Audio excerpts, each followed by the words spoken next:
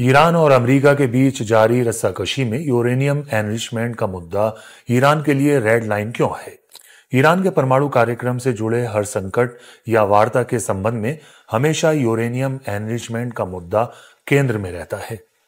Iran के लिए यह महज एक तकनीकी मुद्दा नहीं है, बल्कि उसके लिए ये एक रेड लाइन है, एक ऐसी रेड लाइन जिससे किसी भी कीमत पर वो पीछे हटने के लिए तैयार नहीं है। लेकिन क्यों? ईरान के लिए यह मुद्दा इतना अहम क्यों है? उसने अंतर्राष्ट्रीय दबाव, यूएनएससी के 6 प्रस्तावों और व्यापक प्रतिबंधों के बावजूद एनरिचमेंट क्यों नहीं रोका है? इसकी वजह क्या है? पहली वजह यह है कि ये ऊर्जा और चिकित्सा के लिए जरूरी है। पिछले अनुभवों और सप्लायर देशों की वादा खिलाफी को देखते हुए तेहरान इस नतीजे पर पहुंचा है कि विदेशों से ईंधन की आपूर्ति सुरक्षित और विश्वसनीय नहीं है। दूसरे एनपीटी के तहत ईरान को एनरिचमेंट का हक हासिल है। परमाणु अप्रसार संधि के तहत नॉन न्यूक्लियर देशों को भी एनरिचमेंट समेत पीसफुल न्यूक्लियर टेक्नोलॉजी हासिल करने का अधिकार है। तीसरे, विदेश नीति में कूटनीतिक लाभ हासिल करना है।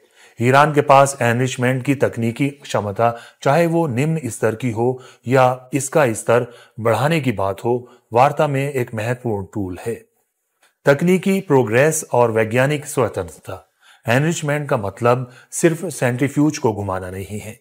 इस प्रक्रिया में उच्च स्तरीय ज्ञान जैसे कि nuclear physics, mechanical engineering, metallurgy, nano technology और इंडस्ट्रियल कंट्रोल शामिल है। ईरान ने इस तकनीक को पूरी तरह से घरेलू स्तर पर विकसित किया है और आज उसके पास उन्नत पीढ़ी के सेंट्रीफ्यूज बनाने की क्षमता है। प्रतिबंधों के तहत इस उपलब्धि को राष्ट्रीय क्षमता का प्रदर्शन माना जाता है। और अंत में स्ट्रेटेजिक डिटरेंस और इंटरनेशनल प्रेस्टीज। ईरान इस क्षेत्र का एकमात्र देश है जिसने पश्चिमी देशों पर निर्भर हुए बिना पूर्ण परमाणु ईंधन चक्र तकनीक हासिल कर ली है। ये स्थिति तेहरान के लिए न केवल तकनीकी दृष्टिकोण से महत्वपूर्ण है, बल्कि राजनीतिक और वैज्ञानिक स्वतंत्रता के प्रतीक के साथ साथ सैन्य प्रतिरोध के रूप में भी महत्वपूर्ण है। इसीलिए ईरान के दृष्टिकोण से एनरिचमेंट न तो किसी और को सौंपा जा सकता है और न ही उस पर कोई समझौता हो सकता है। ये अस्तित्व का साधन है, शक्ति का साधन है और राष्ट्रीय आत्मविश्वास का साधन है।